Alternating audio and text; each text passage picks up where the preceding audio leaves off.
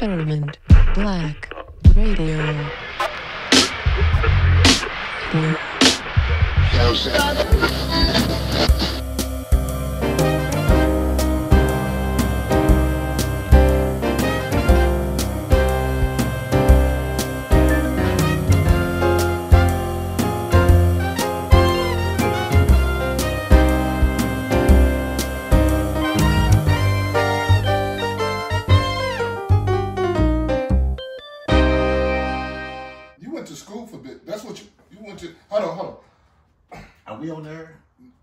No, I'm finna start now. I'm in the studio today. You know what? Introduce yourself. To the people that don't know who you are, introduce yourself. My name is James Smitty.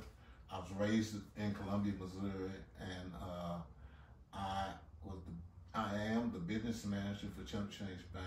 Big Bass Martin ran the music, and I took care of all the business when he was alive. And now Chump Change has been playing a few gigs since Spade passed away. God bless his soul, because he was my musical mentor and business mentor. And so, bottom line is I'm trying to keep the groove that he taught me how to do alive in Columbia, because I fell in love with the Bay Martin School of Groove. You know what I mean? Nobody did it like Big Bay. And so I'm just trying to keep it alive, you know. You forgot to say bass player extraordinaire. Well, I'm just a bass player, and the longer I play, sometimes the better I get. It depends on how much I practice, but I know a bunch of bass players that are extraordinary, and I'm really not in their league. Well, we was talking earlier before the show started a little bit about business, and that's what separated you from a lot of other artists, because you did most of the business for Chump Change, right? You know, I was the one who was signing the contracts and making the deals and doing all that.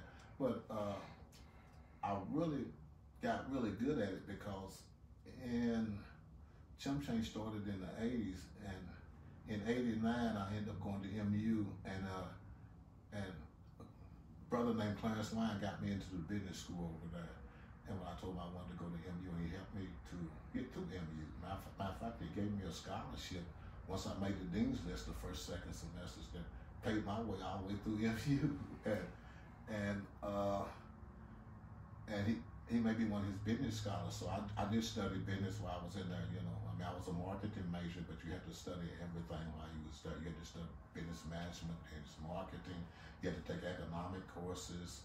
You had to do the dreaded Algebra 10, which was, and then I had to do calculus and all this stuff. So I made it through MU with the help of the tutelage of Clarence Wine. I'll never forget. Clarence Wine would sit me down and actually help me handpick my classes when I first came in, and said, and told me when to drop a class if you got a D on the first test and everything. You know, he just told me how to do college at the ultimate level. So my first 4 semesters was 3.8, 3.840 with his tutelage. I couldn't have did that without Clarence Wine. That brother was a good brother, and he was my counselor in the business school, and he showed me how to do college at the ultimate level. When you say you did all the contracts, what type of contracts are you talking about? You know, performance contracts for when Chump Change Band played it, and in our heyday we was playing.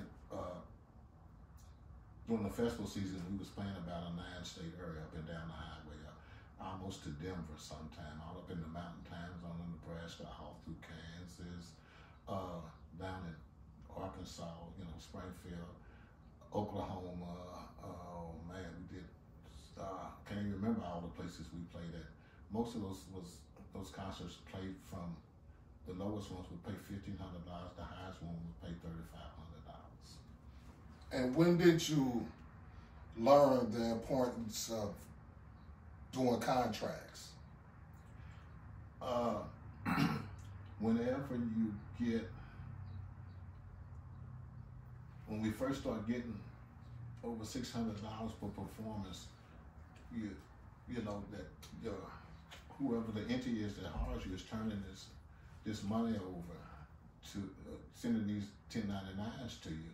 And so I understood the purpose of contracts because from the beginning, you understand that you have to have an agreement with whoever had hired you.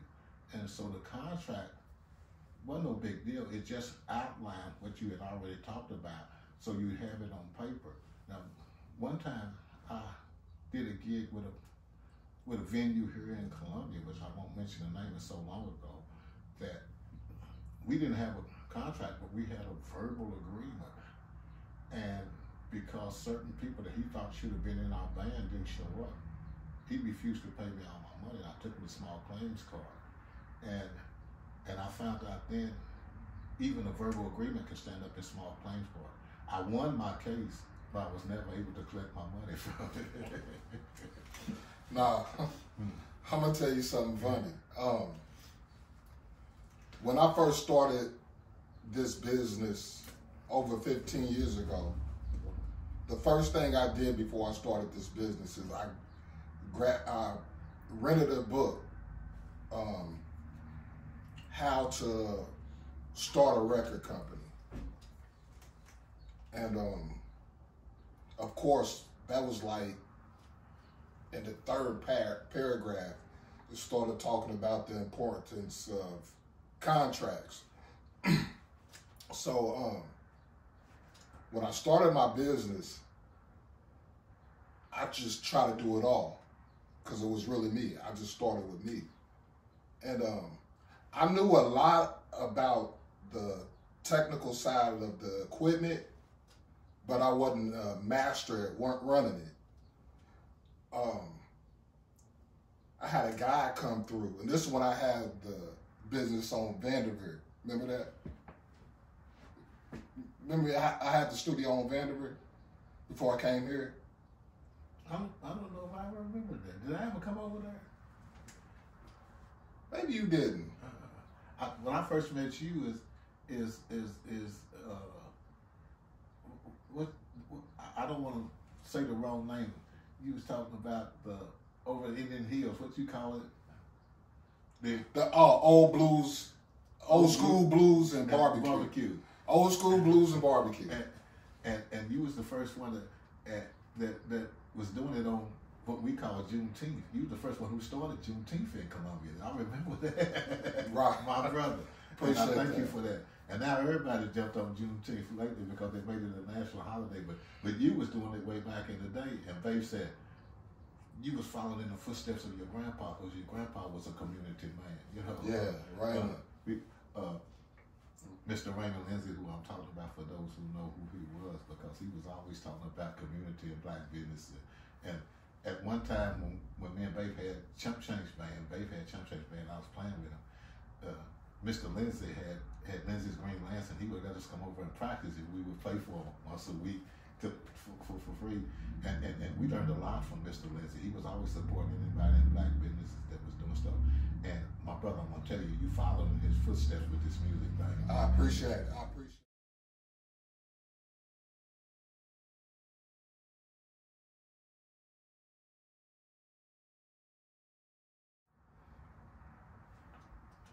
There was it Juneteenth last year? I ended up doing it, but I ended up asking for your help and your wife. What's your wife's name? Thank her. Thank her once again. Yeah, Dr. Janice Street. Yeah. The Juneteenth was being held in Indian Hills again. Well, that's what I was holding it at. And without the help of you and your wife, I wouldn't have been able to accomplish that. And that's facts. And again, this would have been the 5th year. No sponsorship, straight out of my pocket, strictly for my community, to help my community. And I welcome anybody that want to come. Again, for no money, no charge, it was for free. And it's like that every year. And the thing I couldn't understand was like, why is there so much resistance for a person that's trying to better their community? Well, and I was with you when we was going through this whole process, and the bottom line is, now you was doing what I call Juneteenth way back before anybody in Columbia was doing it. I have to keep saying this, Cutting, because you was doing it back in the day, and you had, and Babe said, Babe loved that you was doing it, and Babe said, we're gonna give him a deal, man. We're gonna take a piece of him, we're gonna play for cheap because he's doing Juneteenth. And then we did it for the next 3, 4, 5 years. And you even did it a couple of times when we got rained out. Yeah. And one time you said, well, we got rain right 2 years in a row, the rain stopped us, so you rented a building. And this is where I realized that you're a good brother, because we rented a building, we didn't hardly get no people come out, and you still pay, and you paid me more than we contract was for. And you say you take this money, put that in your pocket. Yeah. And so I understand that you was, what you was doing was saying, I'm gonna support you even though I didn't make no money. And I love that about you. And so you a true businessman, and you ain't just about making the money. You about bettering your community and doing stuff for your community. Like right now, you giving the rap artists venues to play in this time who wouldn't get a chance to play if it wasn't for Stovetop Production. I kind of wanted to keep that under wraps, really. And it's a shame that I gotta move like that. Well, the cat's out the bag, but I'm looking to do more of those events as far as giving local artists a platform, because they're going through the same thing I'm going through as far as not being associated with certain people. And if you're not associated with certain people, then your chances on performing is limited. And I feel like it should be an equal opportunity for everyone. But unfortunately, it doesn't work like that all the time. So I'm just trying to break the barrier the same way I did with old school blues and barbecue. It's just targeting the community. At the end of the day, that's what it's about. This is for no profit. It's giving everybody an equal opportunity. Because for one, I feel like Columbia is too small to have a somewhat monopoly on entertainment. That's just crazy to me. Y'all are actually one of the pioneers of entertainment in Columbia. And there was other groups doing music at the time y'all was doing music, right? You know, Babe, I met Babe, I knew Babe, but I met him musically when we was about 14, 15 years old. And I could play a little bit of guitar and just a touch of bass. My dad had instruments all over the house because everybody in our family played instruments except for 2, and it was 10 of us. And so my dad always had it. My dad played a little guitar with gospel groups and was trying to learn how to play bass. So I had brothers that played saxophone, sisters that played clarinets and flutes, and I played a little drums in public school, and so did my little sister Mary. And so it was always instruments, so we could hang out the house and just try to learn how to play stuff. And when I met Babe was playing a whole bunch of stuff. Even in junior high, you could put a 45 on and play every part on the record. So he was my first great musical mentor that really taught me how to play. He did, and so, but he was taking me downtown up under where Tony Pieces is now. We were too young to get in the club. We was looking in the Falcon Club after midnight on Saturday night, and they had a private black club, and we was looking at the the Soulsters played, and that was the top soul band in Columbia back in the 60s. And the Soulsters was Kenneth Brantley, Ronnie Monroe was the singer, Kenneth Brantley played sax, Clarence Porter played the bass, and Robert Russell, we called him Toots, he was the guitar player, and David Jefferson, who lived up on Nova Court, he was the trumpet player. And they had the hottest soul band in town at that time, man. They was playing all over mid-Missouri, and they was hot. And at one time, and Mercy, I can't think of Mercy's real name. They called Little Mercy played drums, but when Mercy moved to Omaha, they hired 18-year-old Glenn Ward, former the drummer, to come and play drums with them. And then sometime L.C. Houston, who was from Fulton, who ended up playing with Chump Change for the first Chump Change band, who plays organ with them. So these were some great musicians during my lifetime that we was watching, and they could, them cats would play. They were playing everything.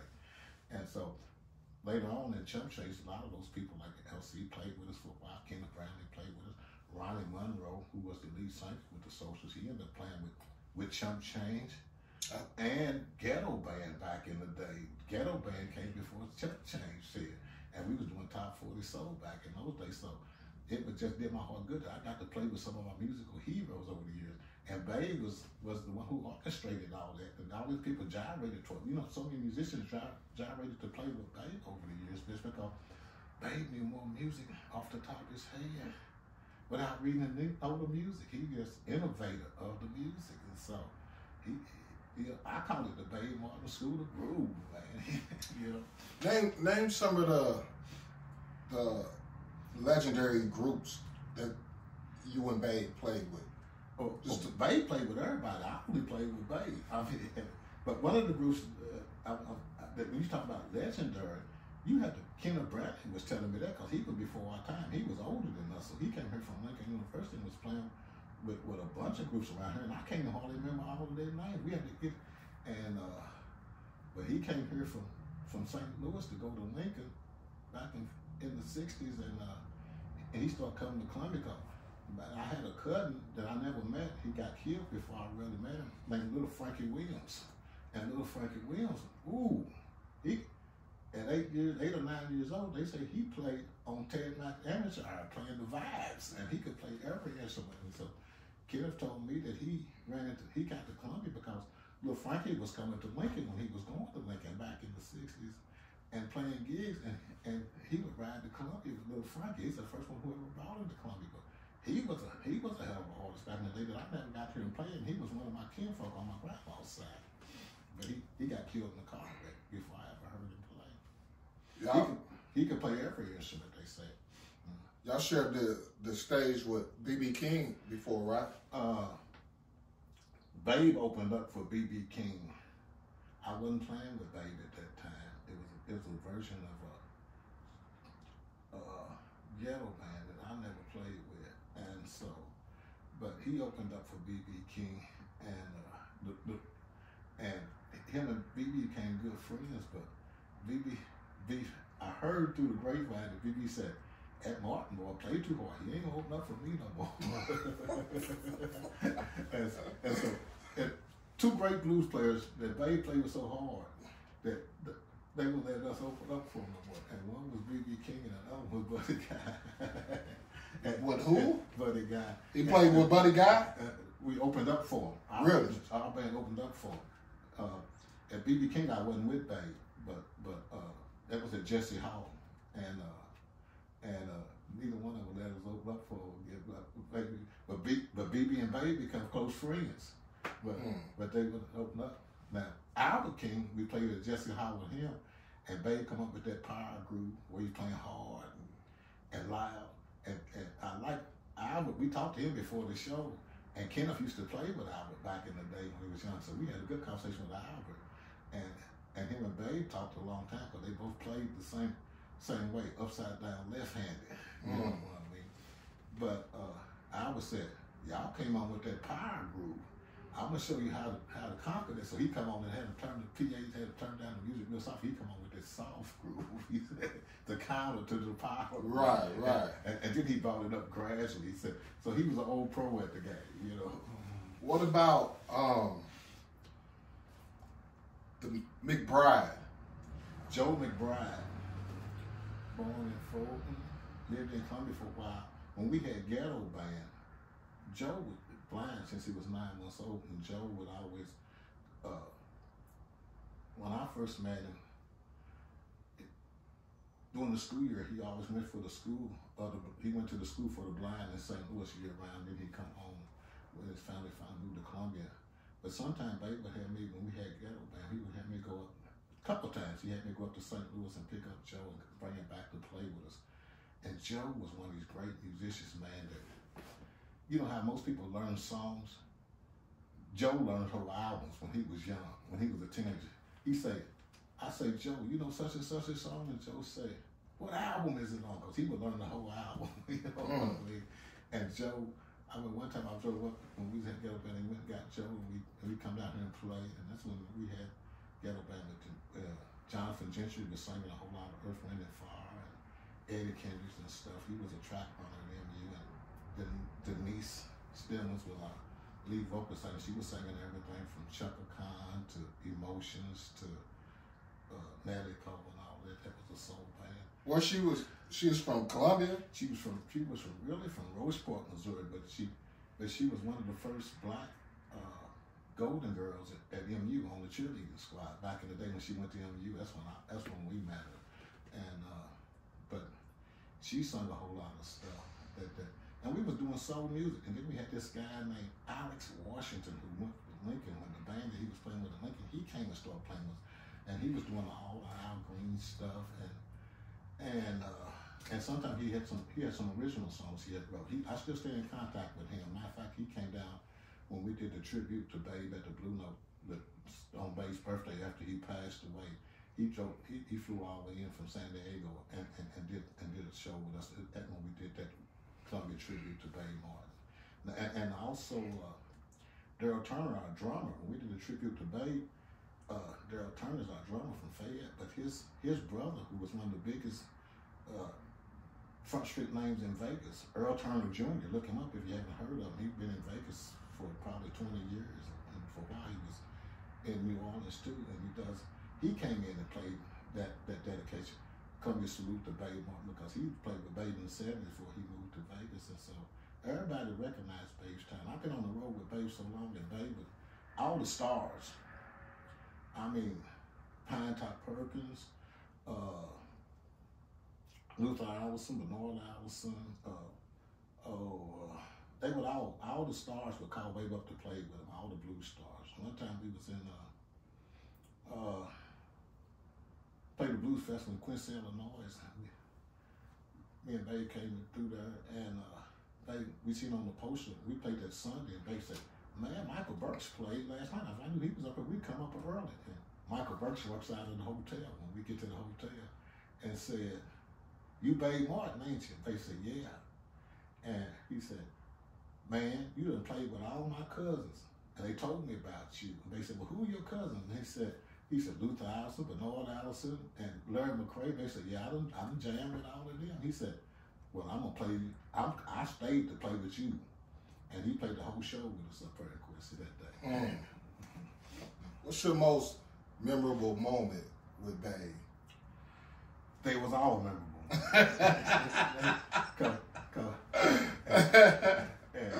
Because Babe was always looking for the groove, and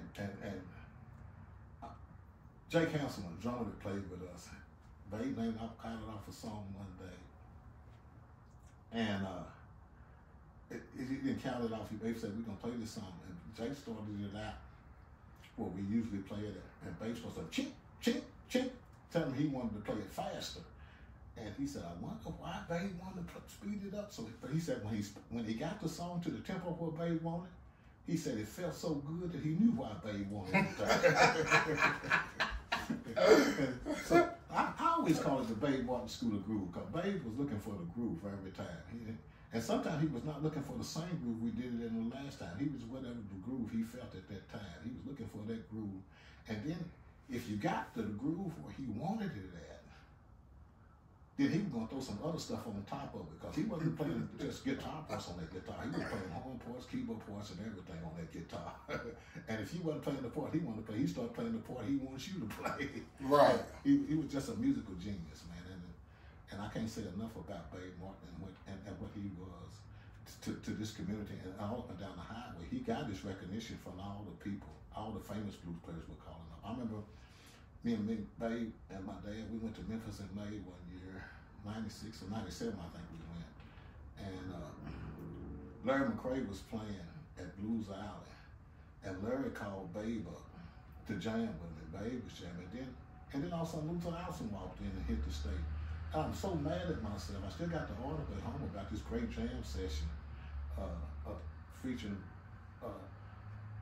Larry McCray and his band with Luther Allison and Babe Martin. I still got the article at home that the Memphis paper wrote about how that jam session was the best youth session they had on Beale Street that night, you know. And so Babe was recognized by all the greats, man. They would call Babe up. Sometimes I can't remember all these names that Babe knew personally, but Gatemouth Brown, he called Babe Tiny. Gatemouth Brown. And he played fiddle and guitar, but he played most of jazz. But he would always call Babe up to sit in with him too. It's just so many of them, man. Babe was known throughout the circuit. You know, I can't sing his praises enough. I learned everything. Babe taught me how to play bass. He could play bass better than I could. Yeah, I've met Babe, and he's very humble. For you to have all these stories and him to jam along right beside these greats, and you can still be able to touch and have a conversation with Babe in Colombia. Do you think Babe recognized how great he was? Babe knew what Babe did.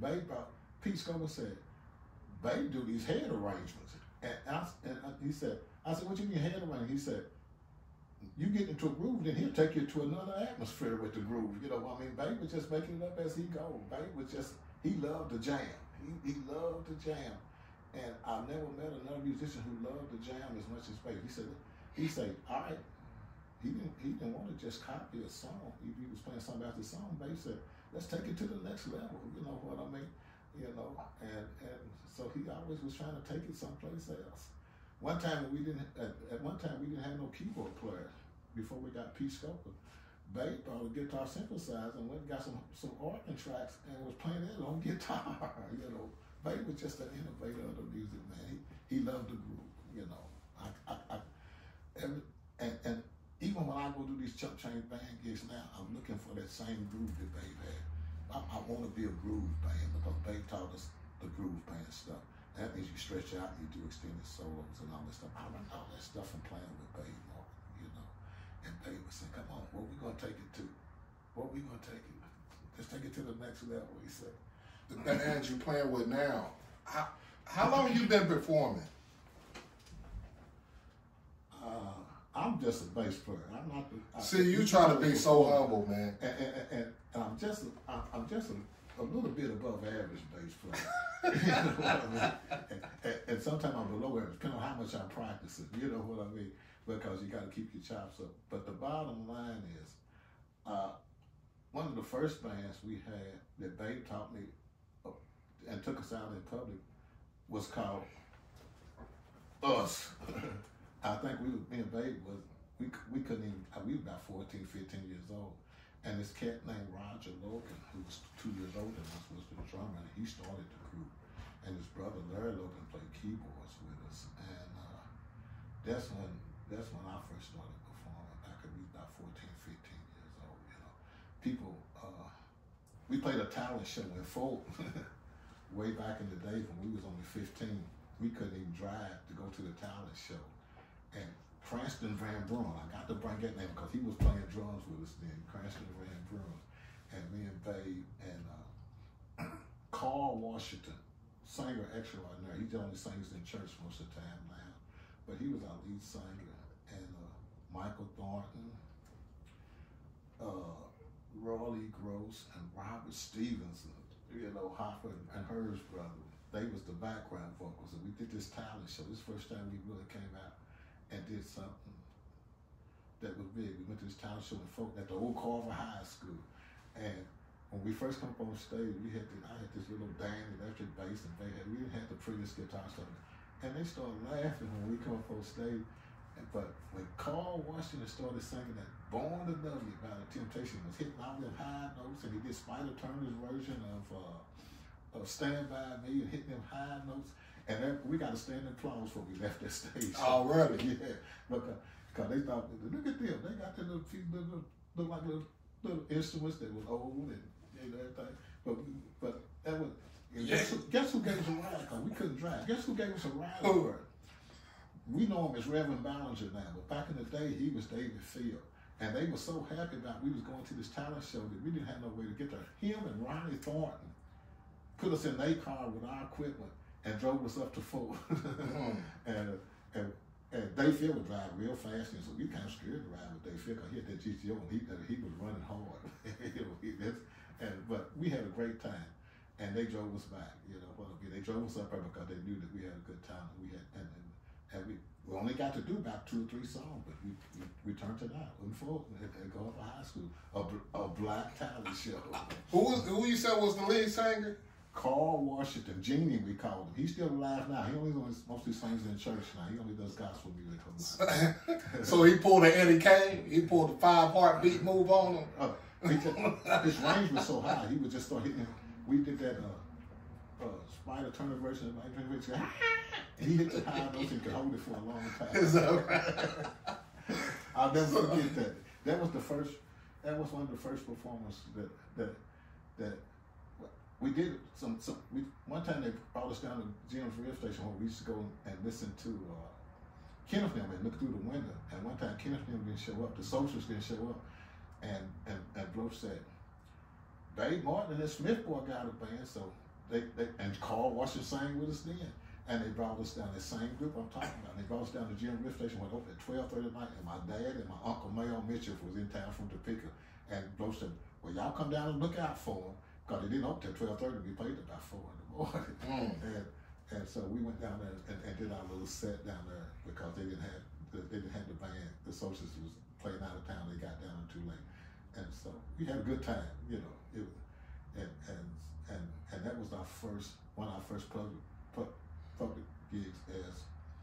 I don't even think we had a band. I don't even know we had a name. I can't even remember it now. You told me a funny story about y'all playing at my Gramps' club, the Green Lance. Your pops had the Green Lance, and he would let us come down there and practice. And he said, I'll give y'all a place to practice. And this was back in the late 60s, I think. I think Babe was still in high school. I had already dropped out of school. And Babe was still in high school at Hickman. And we go down there and practice. He gave us a place to practice. And then he said, but you got to come out here and play a gig for me. Whenever I need you to play a gig. I think it was once a month, something like that. We come and play for free. But he feeds you all you want to eat. That was great. But not only were we playing down there, because Bomber had a band, Glenn Ward, who got Cancer Street, but he had a band called Booty Ensemble. And you said what ensemble? Booty Ensemble. Booty? The Booty Ensemble. The Booty Ensemble. And he was playing down there too, and he practiced to that, and that band got to be pretty big. They had it was one of my cousins, he was Rob that played flute, and he had Babe, and Babe ended up playing with them second guitar, and this other white guy that played guitar, and they was doing rock. That was doing the 70s, they was doing rock and soul fusion, you know what I mean? And they was the top band for a long time. They had this great bass player named James Gooseby that played upside down bass just like Babe played guitar. I learned a lot from Gooseby when I first learned how to play bass. He was a good brother out of one of the suburbs of St. Louis, but he went on to be a photographer with one of the photographers with a company that traveled all over the world taking pictures in war zones and everything else, you know what I mean? And And so he was a good brother that played bass and taught me stuff about bass and encouraged me in bass too. You know, so I had all these mentors over the years that, man, you playing all right, just keep on doing what you're doing, you know. But I learned the most from Babe. They could pick up a place and play circles around me even on bass. You know? So you got a new band, or you putting a new band together? Well, I had a band together for the last 3 years where we've been doing selected gigs when people call us looking for a chump change sound. And the guitar player, he's too big. He's playing with a bunch of other bands now. He's from Mexico, great player. Non-Belgian. He played, and he was doing most of our singing too. So now I'm looking for, right now, I'm looking for a new guitar player. And I haven't had the gigs for a while because I haven't got a guitar player, but I've been going around looking for a new guitar player, hitting jam sessions and stuff like that. And so eventually I got a couple of people that want me to play, but I gotta find a good guitar player. My number, 573-442-4157.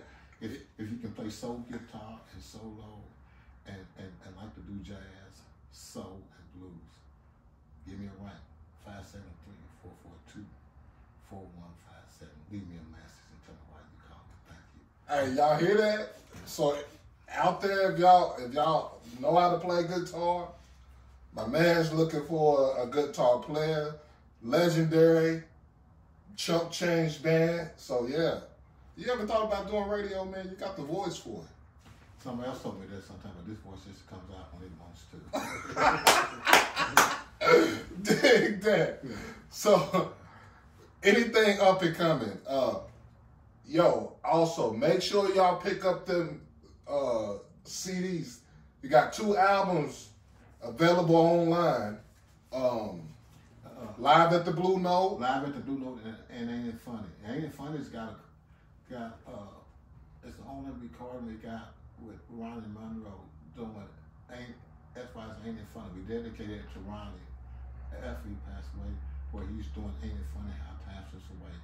I sent that CD all over to all the free radio stations when we first put it out, and it was a one of the public radio station in Lincoln, Nebraska, another place we used to play, that said that he always opened up his show with different versions of Ain't It Funny, and people always say, where'd that version come from? We never heard that version. And he said that became the favorite version in Omaha, Nebraska, that Ronnie Monroe's version of Ain't It Funny How Time Slips Away. Yeah. Ronnie could blow. He could blow, man. Y'all also did a remake of the one of Snoop Dogg's.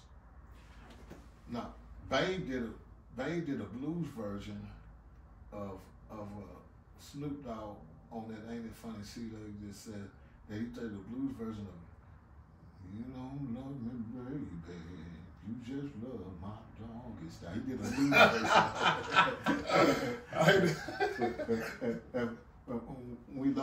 When you uploaded the album, I had to put that. I said, "This is Snoop's song." The bass version of Snoop. So we gave Snoop the credit. You know? That's right. Make sure y'all go download that, man. Once again, it's available on all streaming platforms. Got any upcoming shows? Not right now. I'm still trying. I got some people that wants to hire us, but I'm still looking for that perfect guitar player who wants to do the jam band thing, you know, who can do extended solos and play that good soul rhythm, and if they sing, it's a plus, you know what I mean? But we're still looking for that guitar player, and haven't found it yet. So, 573-442-4157. I will sit down with anybody here, and I will come to where you at and see if we can get a groove on and see what you're doing. All right. And it's a great opportunity to learn some game, because I'm telling you, I love talking with this man because he always gives me some good insight, especially about business, life, whatever. You know, good person, good soul. You know, so if he's extending that olive branch, make sure y'all grab a hold of that. Get his number, chat with him. If you're a good guitar player, come show your skills. If he's a guitar player, he's looking for. I'm a bass player. He's a bass player, but looking for a guitar player. This is Smitty, the legendary James Smitty Smith from the Chump Change Band, and this is Ear to the Streets, and I'll talk to y'all later. I'm not legendary. I'm Babe's protege. Babe was legendary. Smitty's legendary. R.I.P. Babe, the legendary. Man, I miss Babe, man.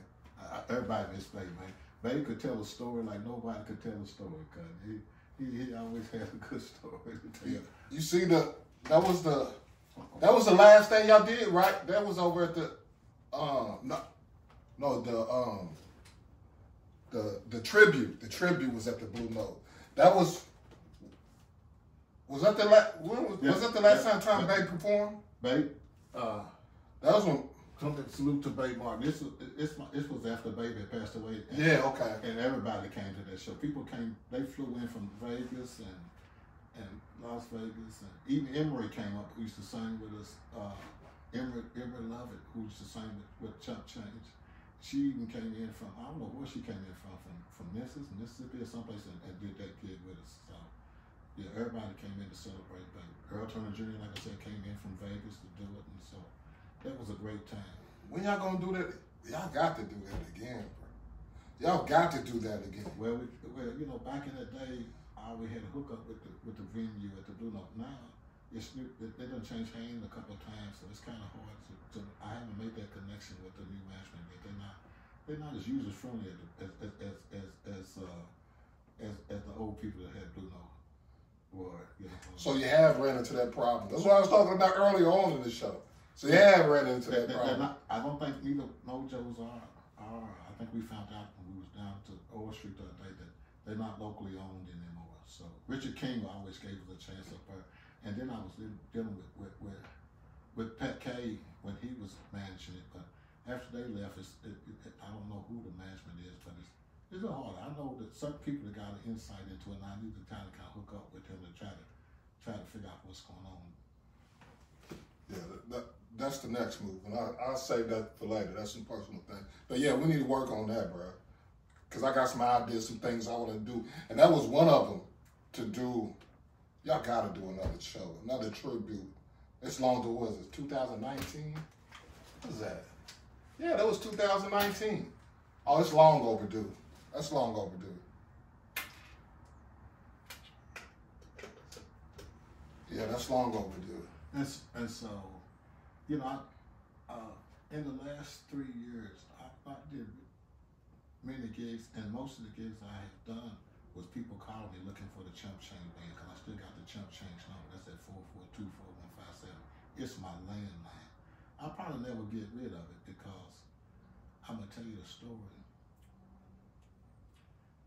Way back in the day, we used to play when C.C. Brawler was down there where the old bus station was downtown. We used to play for their Christmas parties all the time.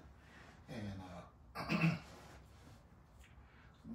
the last Christmas party we played when they was downtown, this dude that was going to MU was waiting tables down there. He said, "Give me a business card." And I gave him a business card. I keep this landline number because that's the number on that business card.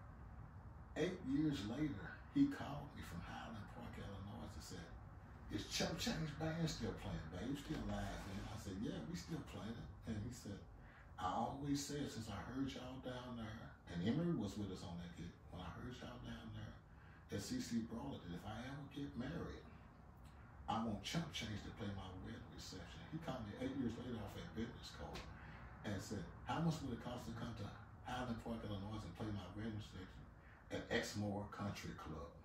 And I said, $3,000 at 6 hotel rooms. He said, "Bet, send me a contract and I'll send you half your money." That's why I never get rid of that telephone number. Well, you might have to, because they're about to get rid of landlines. Did you know that? Yeah, it's in the future. When they do, I'm going to get me a cell phone with that phone number on. All right. We're going to end this show, man, on that note, man. Make sure y'all contact. What's the old number? Get that number. 573-442-4157. That's the number you called me on this morning. That's the Chump. I'm talking about the Chump Change band number. Oh, you called me on my cell, didn't you? Yeah, that's a 573-442-4157. And you know it because he say if I'm not answering the phone, it's gonna say, You got James Smith at a chump change, man. That's the landline, That's right? the landline. Please tell me you ain't got the rotary phone either, man. No, it's push button. All right, y'all. We out, man.